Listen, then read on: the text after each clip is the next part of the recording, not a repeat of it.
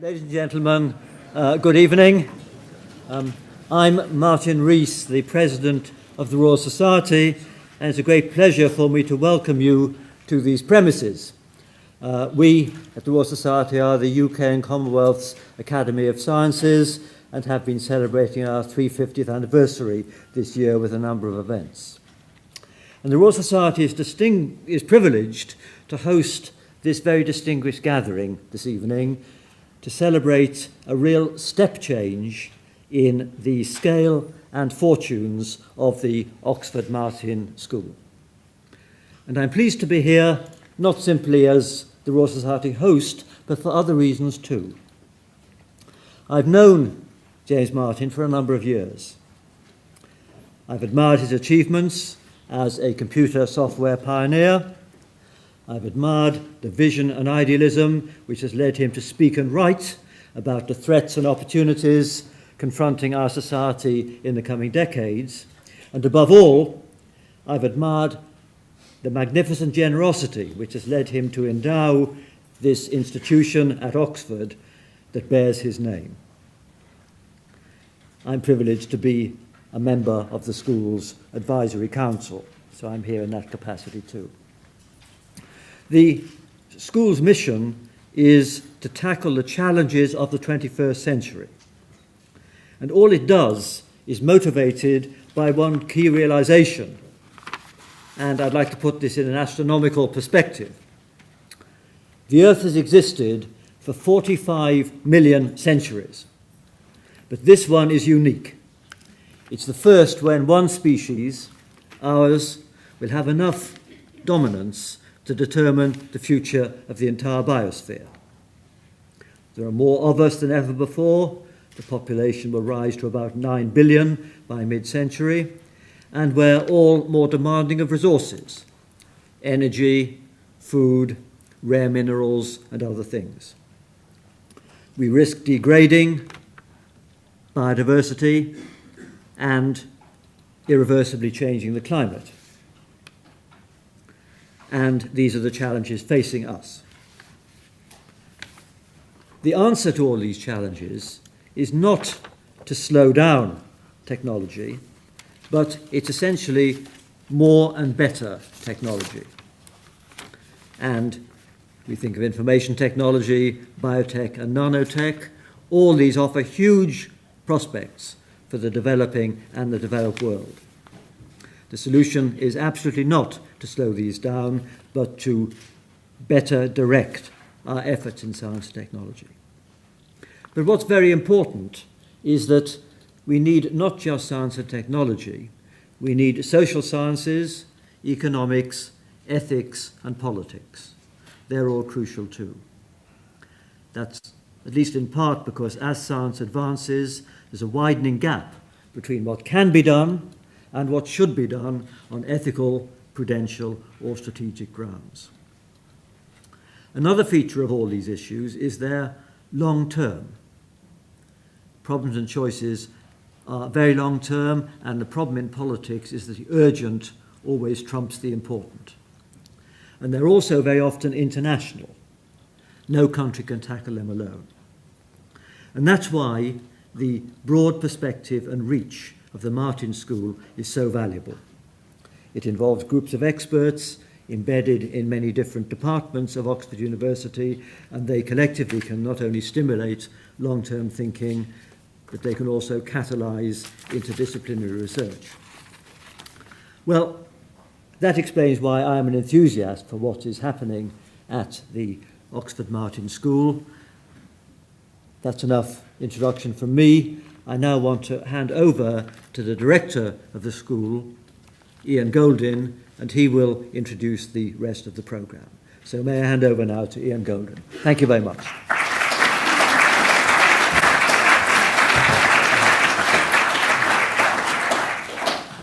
Lord Rees, ladies and gentlemen, friends, it really is delightful to be here on this very special night for us when we celebrate what's about our 5th birthday, but also a huge leap forward for the school.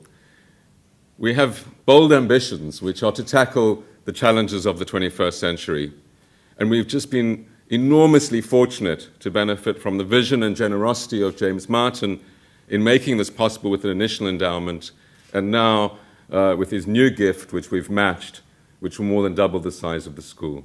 What you'll see tonight is a little sample of the sorts of things we are doing. You'll hear from 5 of us out of the 30 different groups that are currently working in the school. And I hope this gives you a flavor of the breadth and depth, the interdisciplinarity, the scale of the issues we're dealing with, but also their relevance and impact.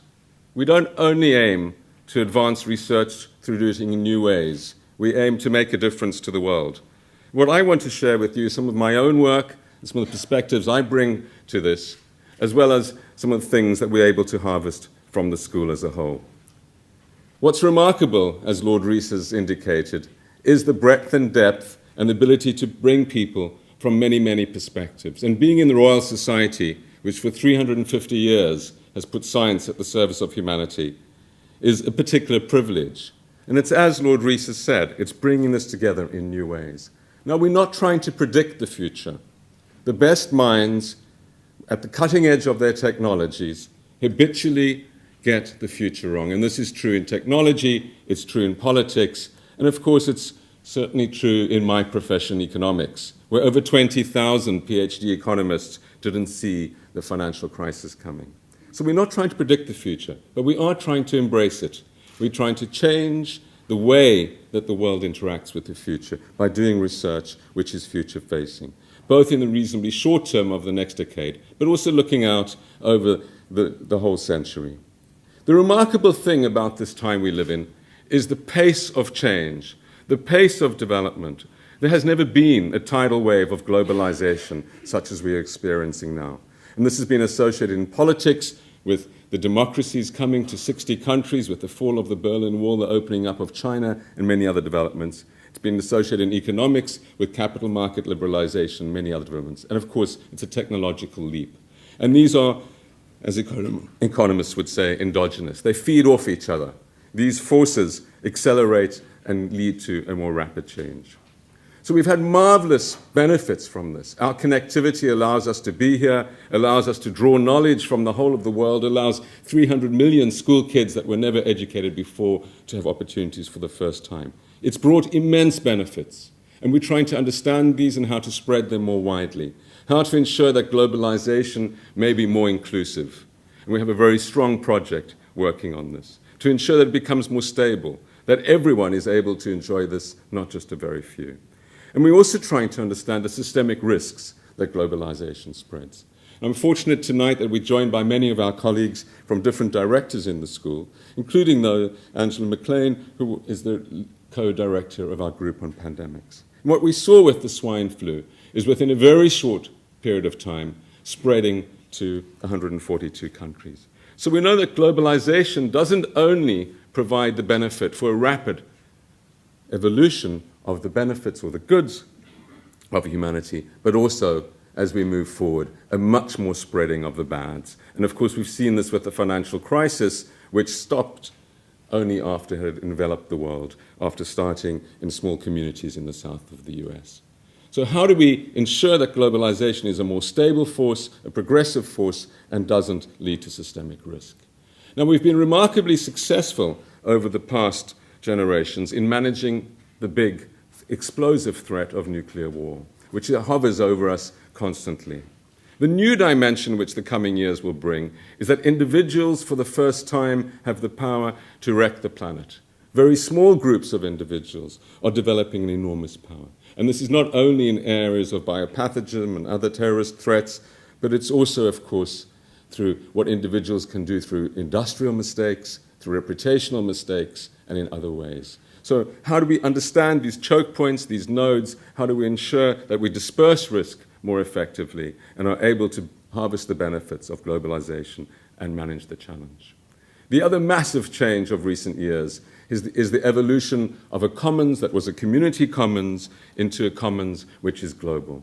And as we see in the disappearance of the Aral Sea, and this is a project I was involved in unsuccessfully in a previous job, is the inability of individual groups of actors to collectively do the right thing. although rationally they might individually be doing absolutely the right thing. So what we do for ourselves as rational actions, and as nation states even as rational actions, when we aggregate them at the global level, are disastrous. And as we move forward into the 21st century, this problem of planetary management, or managing the global commons, will become more and more pressing, and we see it particularly now in climate change, but in other areas.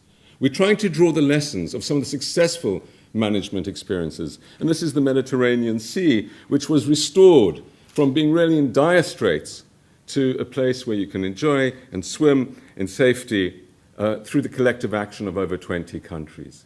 What was it that allowed that to be successful but not the Aral Sea experience, and how may we take this forward in the future?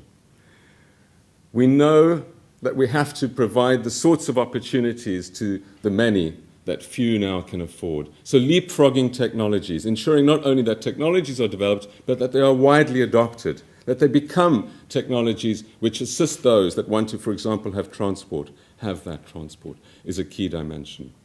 And we know, too, that the most difficult challenge, and again one that I'm personally involved in, is the reform of the global institutions. Whose hands are on the tiller of the planet? Who's going to help us steer through this extremely complicated set of issues? We know that this set of institutions is fossilized. It's not fit for 21st century purpose. But how do we get from what we've got to something which is going to help us in the future years? That is perhaps the biggest challenge of all. And it's one that requires the coming together of people with very, very different disciplines.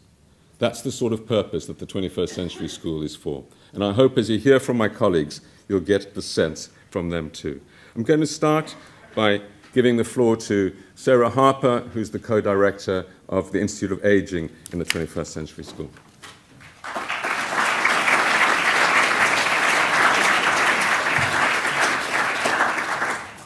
Thank you. The Institute of Aging works within the Martin School with other institutes to consider the challenges of population aging and how they're going to interact with other 21st century challenges. One of the key statistics that I think is most significant is that within 20 years, half of Western Europe will be aged over 50. We've never had a region of the world where half the population is aged over 50. And at the same time, we will have a quarter of the developed world aged over 65 and a quarter of Asia aged over 60. But it isn't just the growth of older people that is going to dominate, it's also the falling fertility leading to a lack of young people.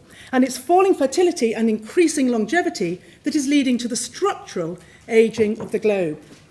And here, if you look at the countries that are marked red, blue and green, they represent countries that respectively will have 1/5, 1/4 and 1/3 of their population aged over 60 by 2050. And indeed, only Africa will remain young. We at the Institute believe that scientific research must address key policy questions. So we work with international organisations to develop strategies for our ageing world. The World Economic Foundation, International Social Security Association, World Health Organization, for example. And I'll go through these as we look at our research. It's very clear that we're going to have to adapt our financial systems to increases in longevity. And we're working with 1.3 million pension records here in the UK to try and understand the drivers of longevity. Governments across the world know they're going to have to promote the productivity of older workers, and it's thus essential that we understand the capacity changes as we age.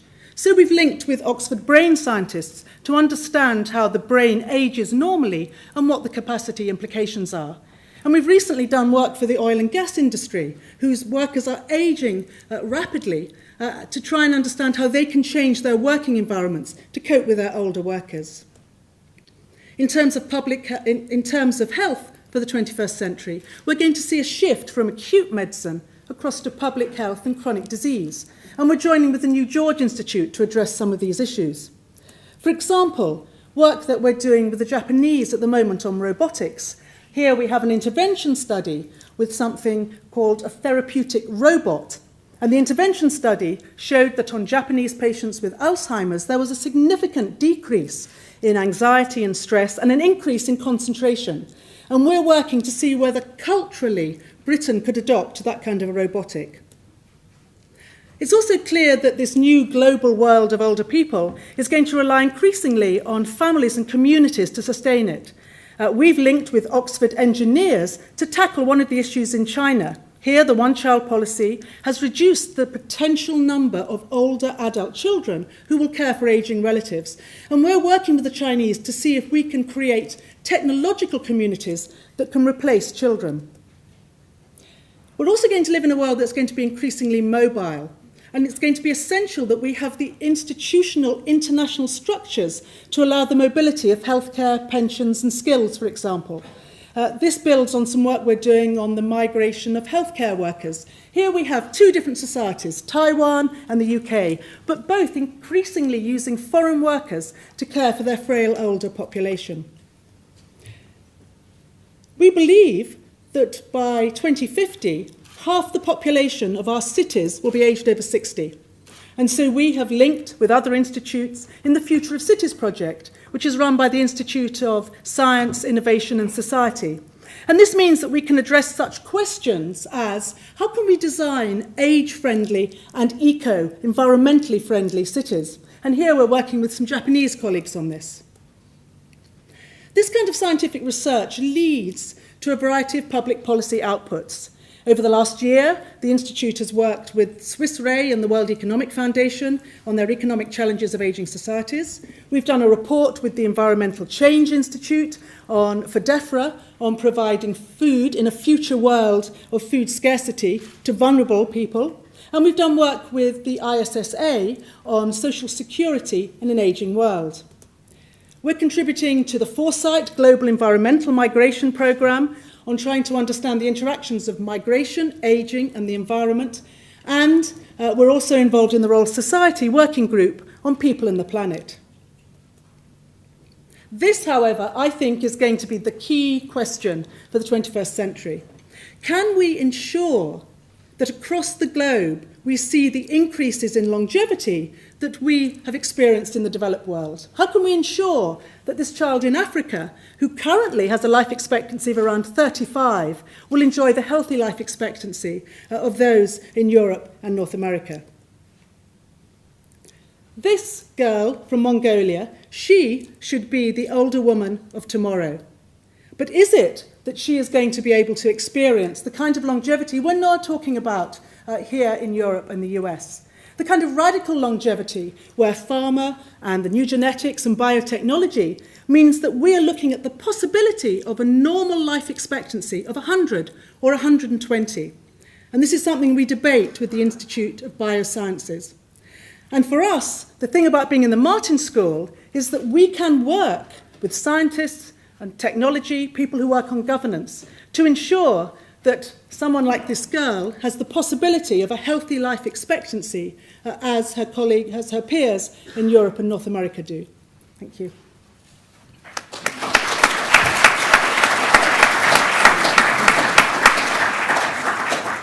Thank you very much, Sarah. Professor Susan Lee is the co-director of our Institute of Vaccine Design.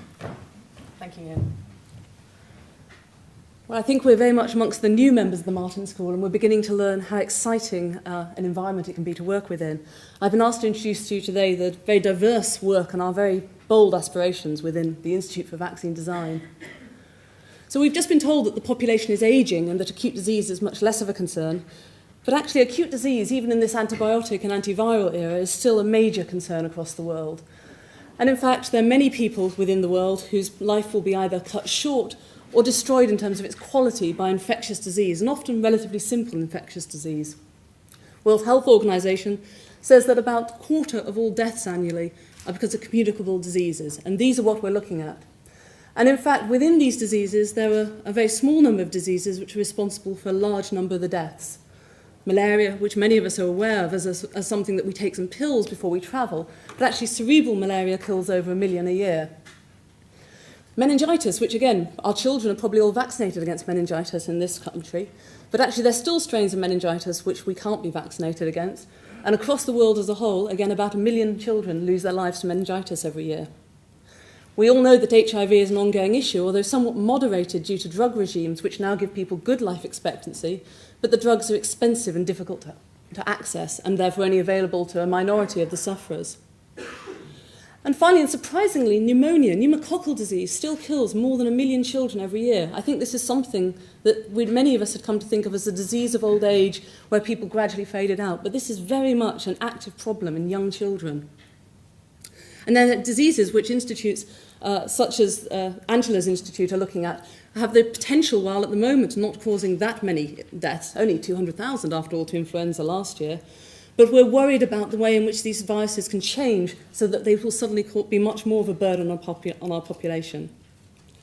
So antibiotics and antivirals have been wonderfully successful, but what our institute is hoping to do is to follow in the legacy of Jenner to develop vaccines. And this is really because vaccines can be given when you're not sick. They can be given in a timely fashion with some ease, and therefore they're often much cheaper, more effective ways. Jenner is credited with having saved something like 500 million lives to date through noticing that if you were infected with a relatively mild disease, cowpox, you were protected from the very devastating disease, smallpox. The problem with this is that it's proven to be very difficult to adapt Jenner's technology to make vaccines from those diseases I was talking about earlier. And so what we need are new ideas and new ways to come up with vaccines that will provide protection against these very difficult diseases. So within the Institute, we're hoping to bring together people who think about disease from a very wide range of perspectives to come up with genuinely novel ideas for how to design vaccines.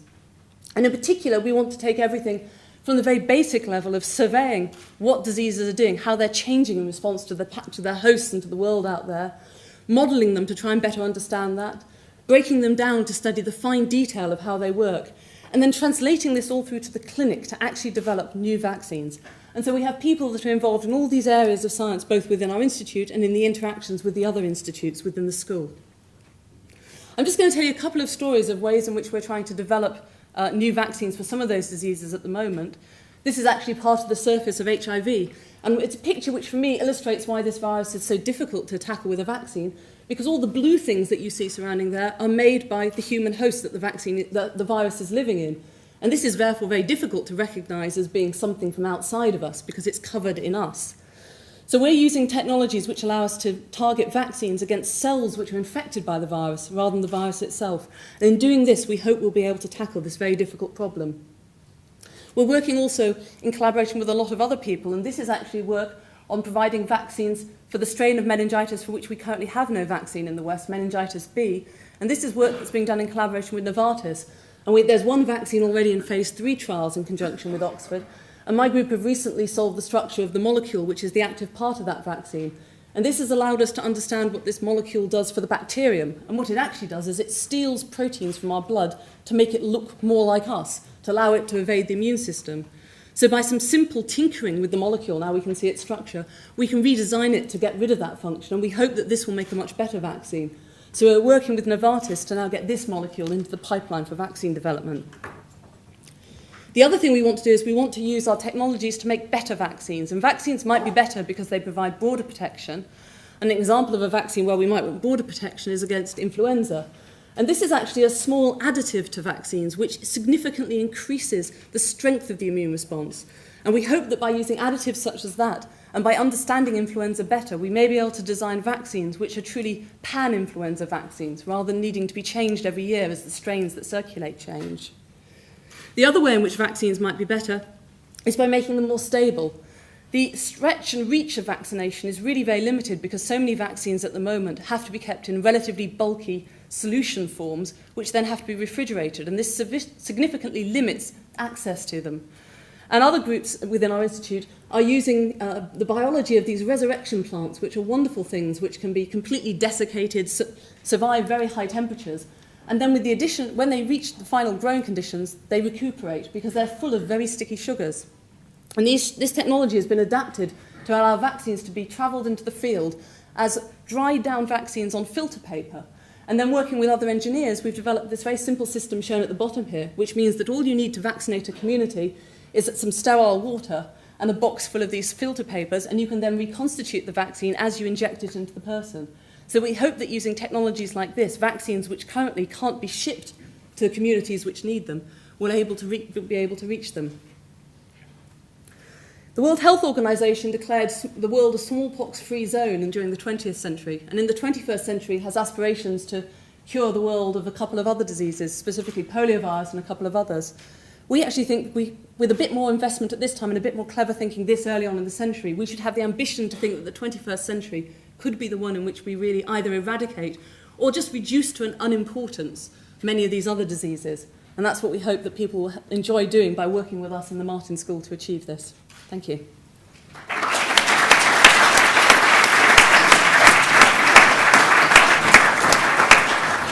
Thank you very much, Sue. Professor Steve Rayner is the director of the Oxford Martin School's Institute of Science, Innovation and Society, and he's also one of a group of professors, 4 professors, that co-direct our project on geoengineering, which cuts right across the school, and he'll talk about that this evening. Thank you very much, Ian, and good evening and welcome. As Ian has already indicated, the Oxford Geoengineering programme is a remarkably interdisciplinary activity that cuts across the geological sciences, the social sciences, the engineering sciences, and brings in also the humanities. What is geoengineering? The Royal Society last autumn issued a report on the topic in which it defined geoengineering as the large-scale intervention in planetary systems in order to try to counteract the effects of global climate change. Why would you want to do that? Well, at least one of the answers is represented in the graph here. This shows a range of projections from the Intergovernmental Panel on Climate Change for potential temperature rises under varying socio-economic conditions over the course of the next century. We would like to be on the bottom of this curve. Unfortunately, with emissions worldwide currently growing at about 3% per annum, we're actually on the top of this curve. We seem to be headed to about a 2-degree Celsius temperature rise by mid-century, with a possible 4-degree rise by the end of the century if the trend continues. And it's quite possible that these estimates are wildly optimistic, since built into these are certain assumptions about improvements in energy intensity and carbon intensity, which it turns out have not held true.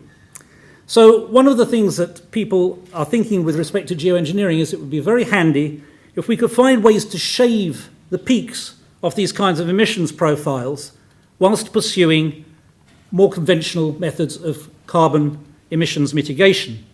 And I want to emphasize that there are almost no serious person working in this field of geoengineering who accepts the Freakonomics guy's idea that this could be actually a substitute for conventional mitigation. But it could well be a way of buying essential time. How might we do it? Well, there's 2 things you can do to counteract the effects of climate change, and there's 2 ways you can do either of those things.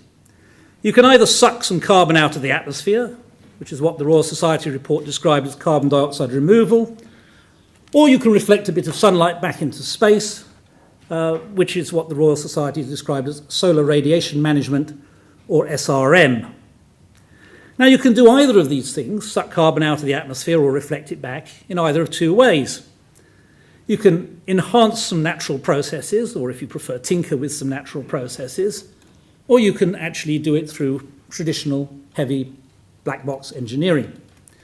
So you can see in the matrix here, for example, ocean fertilization. We know that certain parts of the ocean are less productive of plankton than they might otherwise be, and that the idea here is that by adding iron to those parts of the ocean, one could enhance plankton growth. The plankton would take up carbon from the atmosphere, fish would come along, chomp up the plankton, and then the heavy fish poop would sink to the bottom of the ocean. Unfortunately, in the field trials so far, a lot of the plankton were eaten by jellyfish, which have light floaty poop, and the carbon went straight back up again. But nevertheless, this is the general principle that you're looking at. Stratospheric aerosols is another potential option. I say this is a natural system that we already have. Volcanoes do, in fact, loft sulfate aerosols into the atmosphere when they erupt, and we know when Mount Pinatubo erupted, for example, for about a couple of years we had a global 2-degree modification of the temperature.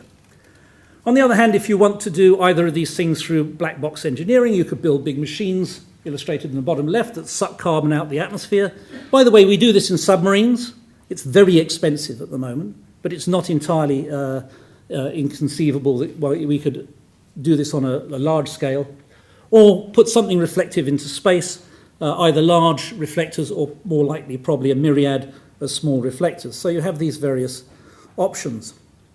What are the downsides? Well, one of the downsides is the potential for socio-technical lock-in. If you rely on sulfate aerosols to cool the planet and you continue to emit carbon dioxide into the atmosphere, and then for some reason, such as you discover you've disrupted the Asian monsoon, you decide you have to stop, then you're likely to get a very sudden and very disruptive temperature rise. So that's a sort of technical lock-in. Now you might say, well, there's not much lock-in with carbon capture machines, you just flick the switch and they go off.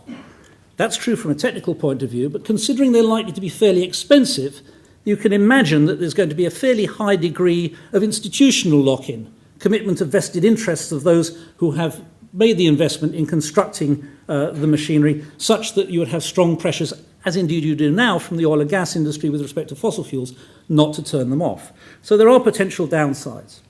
So how would we manage this area of technology? Do we need an international agreement? Do we need to manage or govern research and development as well as implementation? Indeed, where does the process of research and development in these processes stop and full implementation begin? You start with doing computer models, you go to bench level experiments, you go to field trials, you go to full-scale field trials. Hang on, if you're at full scale, haven't you already started implementing the technology? So it seemed to us that there was a necessity to have a set of principles for governing geoengineering that would cover the full range of processes from those early experiments right through to implementation, as well as covering this very wide technological field of possible options. And building on the work of the Royal Society's Geoengineering Working Party, of which I was privileged to be a member, we gathered at Oxford a small group of academics, including colleagues who had been involved in that report, Catherine Redgewell from University College London and Nick Pidgeon from the University of Cardiff, and proposed to the House of Commons Science and Technology Committee a set of 5 principles that we felt would govern all of these technologies and could cover this full range of process of research, development, and full implementation. What impact did these have? Well, they were considered at some length by the House of Commons Committee, and we were very pleased to say that the House Committee felt moved to endorse the Oxford Principles as they've become known. I had the privilege to take these then to a major international meeting at Asilomar in California earlier this year, which was an attempt by the geoengineering community to emulate that of the recombinant DNA community at the famous Asilomar meeting on recombinant DNA a few decades back. And the Economist, as the Economist reported, the Oxford Principles were widely accepted by the participants in the Asilomar meeting, and they certainly seem as though they're going to be part of the next phase of the Royal Society's so-called Solar Radiation Management Governance Initiative. So if we're unsuccessful, I think we might end up like the guy on the right here, but I think the stakes are so high here that we really can't afford not to succeed. Thank you.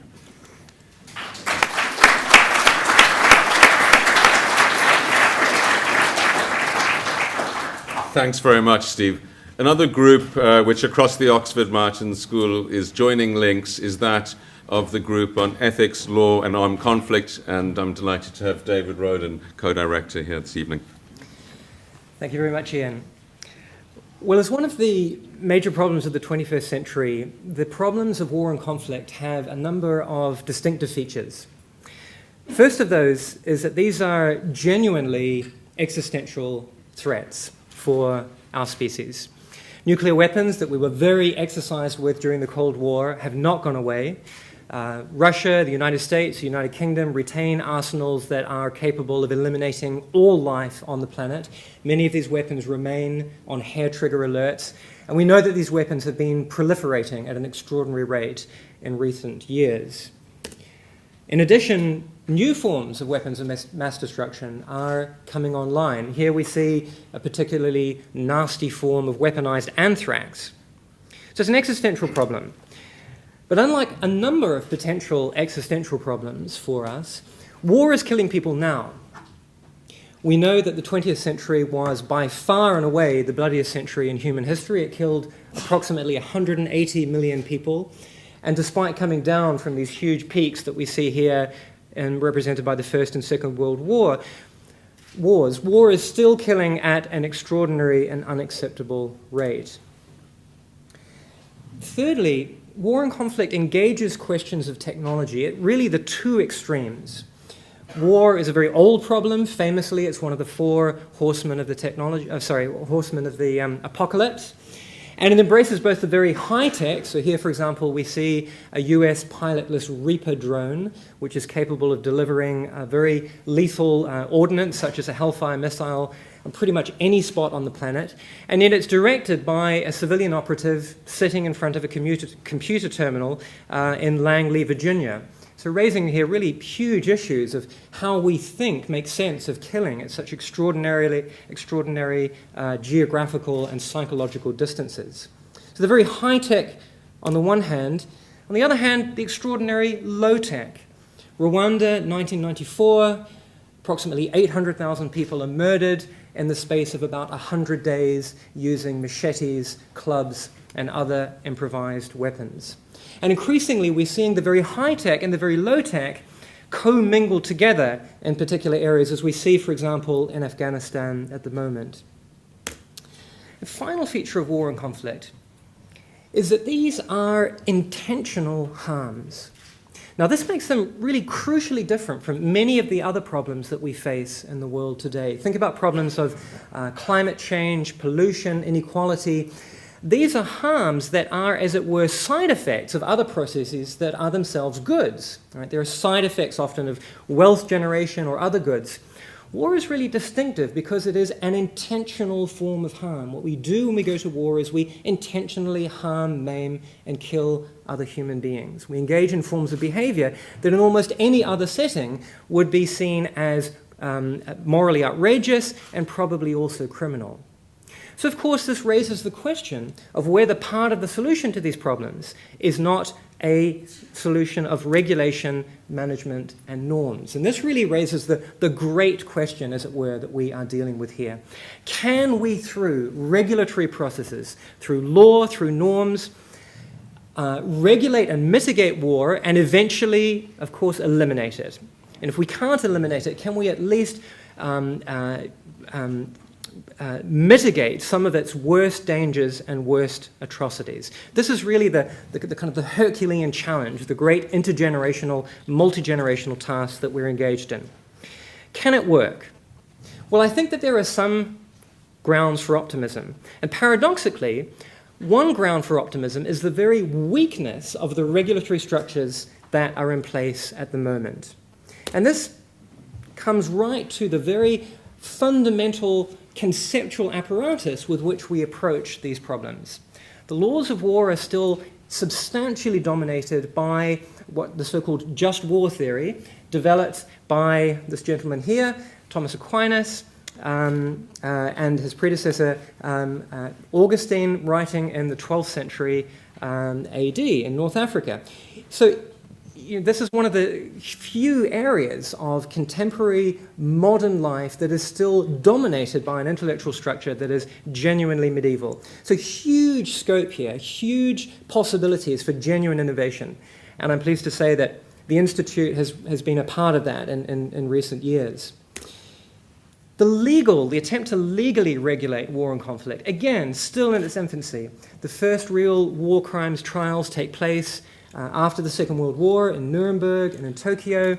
The Geneva Conventions are developed and extended in a period from 1949 through to 1977, and it's only in 2002 that we have, with the establishment of the International Criminal Court, the first permanent standing International Criminal Tribunal. Now, these are real, genuine advances and achievements, but huge challenges remain. And at the Institute for Ethics, Law and Armed Conflict, ELAC, we're trying to approach these challenges at three levels. At the level of basic theory and ethical principle, at the level of law and legal instrumentality, and finally at the level of politics and enforcement. So we are a collaboration between three disciplines: philosophy, international law, and politics. And we're really unique in having this value chain of thinking about these set of problems. No other group anywhere in the world does this, and our ability to do this is entirely due to the extraordinary support and amazing context that is an opportunity that's given to us by the Martin School. So it's a really unique initiative in this area. What are the issues that we're dealing with? Well, the first of those are issues around who gets to decide who uses force and in what context. The issue of authority to go to war. The traditional view was that it was a state prerogative, clearly can't be accepted. But we know that there are huge problems with the Security Council of the United Nations. Can we think about better models of authority? Can we learn, for example, from the way that authority emerges, as it were, spontaneously in distributed computational systems, for example? Secondly, norm generation, or norm innovation. Generating new bodies of legal and moral principle, as, for example, in the work that we're doing on the emerging idea of responsibility to protect, the idea that all states have a shared responsibility to prevent, protect, and intervene in cases of mass atrocity and genocide. Integrating ideas of human rights into our understanding of the laws of war. One of the great achievements of the last 60 years has been the almost universal acceptance of the idea that all human beings have a basic package of fundamental rights, no matter who they are and where they come from. But how do we square this with the way that we think about basic aspects of the laws of war? For example, the traditional idea that soldiers have a right to kill enemy combatants, even if that enemy is fighting in a just defensive war. For example, many people believe that the war in Iraq was unjust, but they do not hold responsible or blame the American and US soldiers that went to fight there. There's a real question, I think, about how coherent that is. Finally, we work with the soldiers, the practitioners themselves. We've found this to be an extraordinarily effective way of getting real policy impact, rather than trying to engage the public or policymakers in an attempt to alter the context within which practitioners work. We go to the practitioners directly. And a good example of this is a project that I'm doing at the moment with the US Army at West Point, helping them to develop their first ever code of professional military ethics. This will be a watershed document for the US Army. It'll provide a baseline for the action of all of their 1 million personnel in all of their actions, both in barracks and in operations. And it's one of the ways that we're trying to pick up on Jim's extraordinary challenge to take our thinking out of the classroom, out of the university, and into the policy sphere. Thank you very much.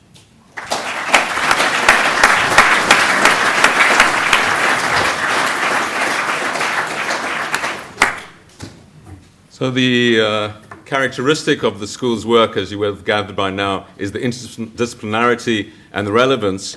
And we do a lot of very big, complex modeling. We're using a lot of the supercomputing facilities at Oxford, and it's a delight as well to have Tim Palmer, who's running our climate modeling group here this evening. But this evening, Pedro Ferreira, who is the co-director of, of our group on cosmology, is going to explain why it is that we were convinced that cosmology should be part of the solution for our 21st century challenges.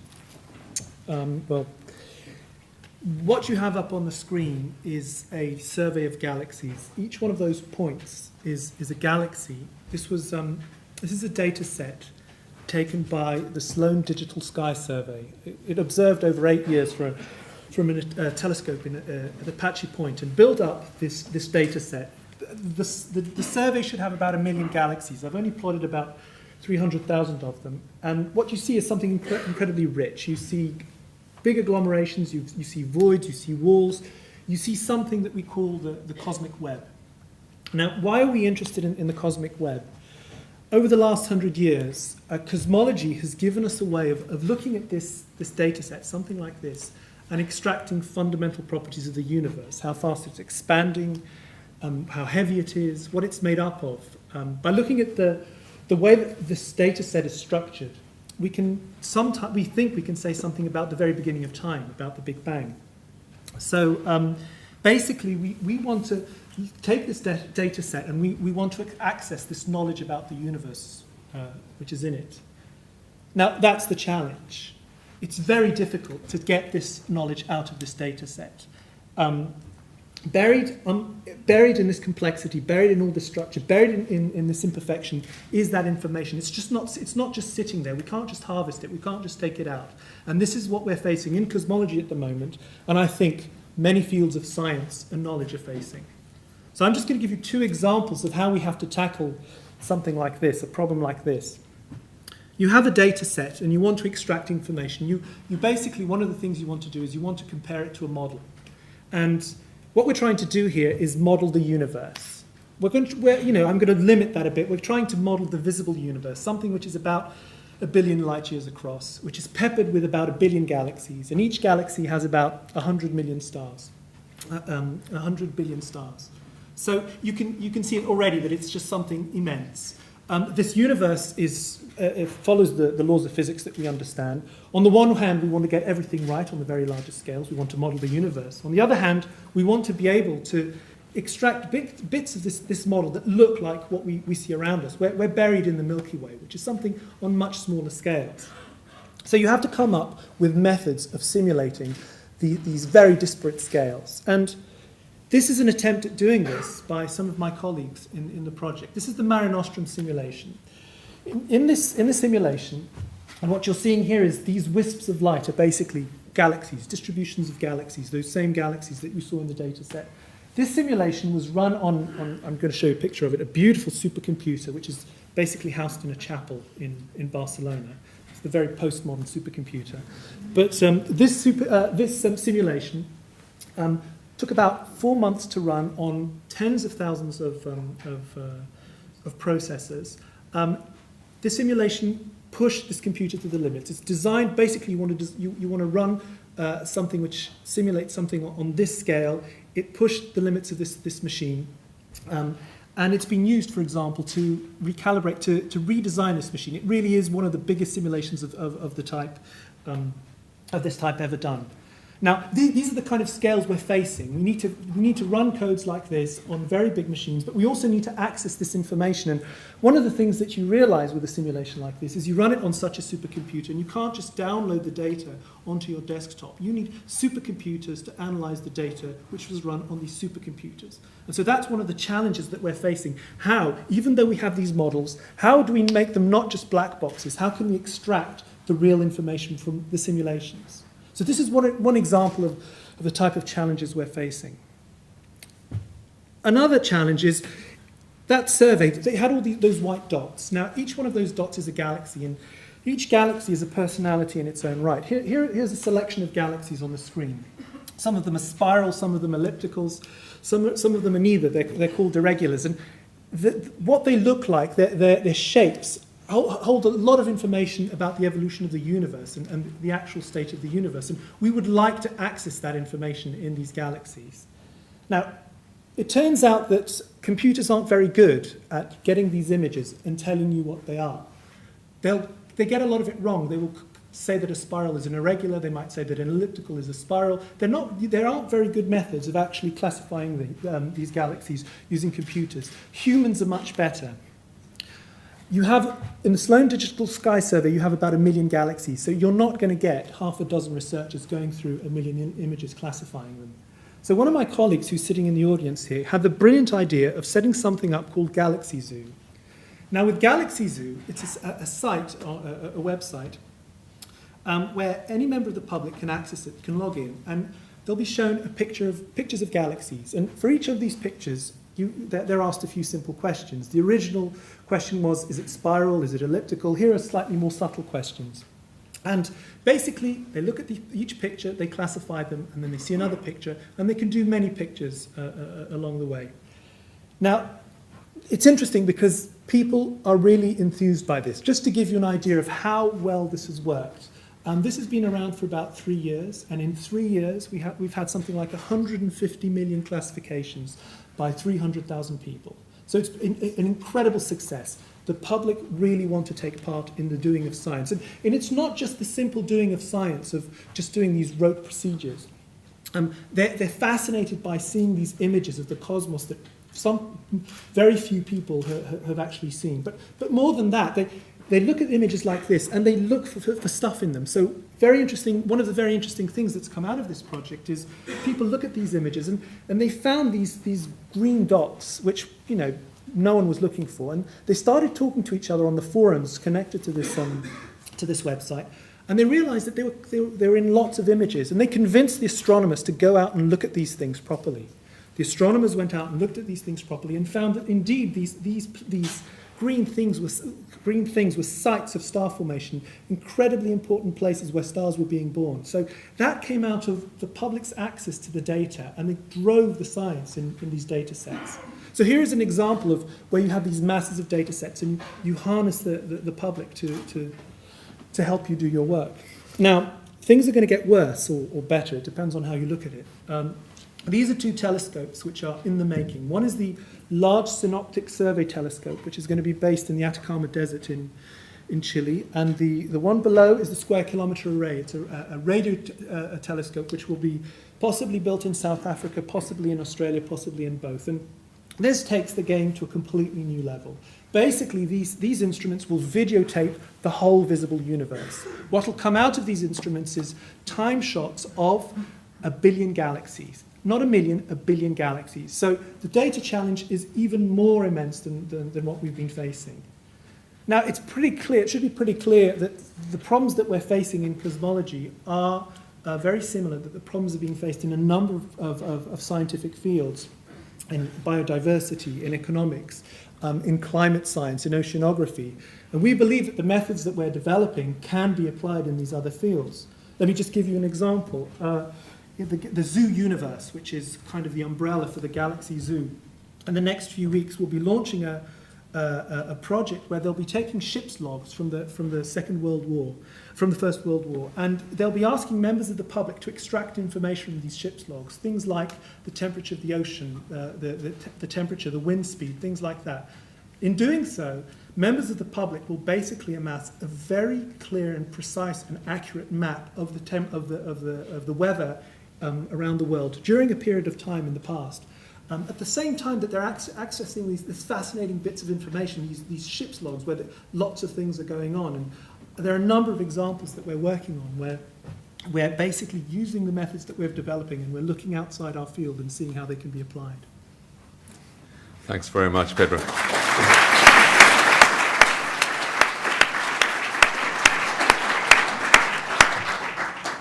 So looking around the room, I see many colleagues and friends who have got opportunity out of the Oxford Martin School, who've helped us form it and who I hope will help us drive it forward in the future.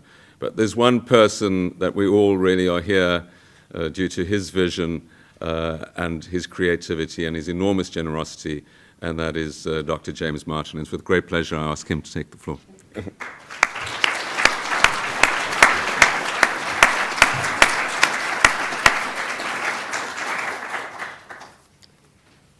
Lords, ladies and gentlemen, and my wife, the great historian Neil Ferguson described Britain in the 17th century as being economically unremarkable, politically fractious, and strategically a second-class entity.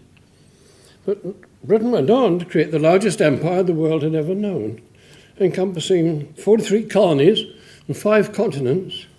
It covered a quarter of the Earth's surface and encompassed a third of the Earth's population. And that extraordinary greatness, almost unequaled in history, still exists today. And all over the world I meet Englishmen doing various things, not beginning with many of them, who are great people.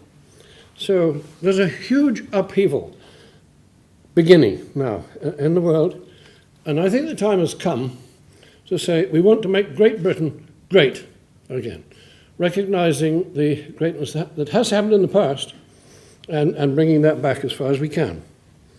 The City of London was the finest financial centre, and it will be again. The London Theatre is by far and away the best in the world, and I say that as a person who loves Broadway. The utter brilliance of the Royal Shakespeare Society is absolutely incredible. When I was young, Britain had the best film directors: David Lean, Carol Reed, Laurence Olivier, Hitchcock, Ealing Studios. In the 1990s, an Englishman who is here today, by himself, all alone, created the World Wide Web and put the code he wrote onto the internet, and this took over the world. Now he wants to go a stage beyond that and create a semantic web, which means that the web will understand the meaning of many of the messages which are traveling over the web. And if that gets completed, it will once again completely transform the web into something which is of extreme value. At Oxford, in the New Martin School, I see the greatness of Britain. Absolutely extraordinary people in all different areas. The school is now attracting many people to the various new institutes that we've got. And I don't think there's anything else like this in any university in the world. I don't think there's any university which does multidisciplinary research. And many of the big problems, all the big problems of the planet, all the big opportunities need not just one discipline, but many different disciplines, all linking together. And so that's what the school is about, connecting the different disciplines. Now, in Oxford, you can do things which you can't do at most other universities, because Oxford is brilliant at politics, it's brilliant at ethics, it's brilliant at engineering, it's brilliant at mathematics, it's brilliant at computing, and so on, particularly at politics. Chris Patton was introducing the new School for Government last week, and he made the comment that Britain has educated 36 of Britain's prime ministers, except, he said, that 2 of them were undereducated. And so there are many forces that are joining together. Now, Oxford now has got a scientist at last as the Vice-Chancellor, and I think Andrew Hamilton, a wonderful name, will have the capability to make Oxford absolutely the finest and most innovative university in the world, replacing Cambridge as number 1. And so we should be saying to young people, we will win the battle for the planet. At the Oxford School, we'll change the way we harness sunlight by using organic photovoltaics. At Culham, the director believes that he can create small-scale fusion. There's a huge trauma ahead to get over the problems we have today. In 1941, the University of Bristol was bombed by the Germans just as they were about to have their graduation ceremony. And so the Vice-Chancellor called up Churchill and said, we've got to close the university, we can't have the graduation ceremony. And Churchill said, you will have the graduation ceremony. Get everybody in the most colourful robes possible, get the best orchestra you can find, get a platform in the middle of the rubble and keep the fires burning, and I will make the commencement speech.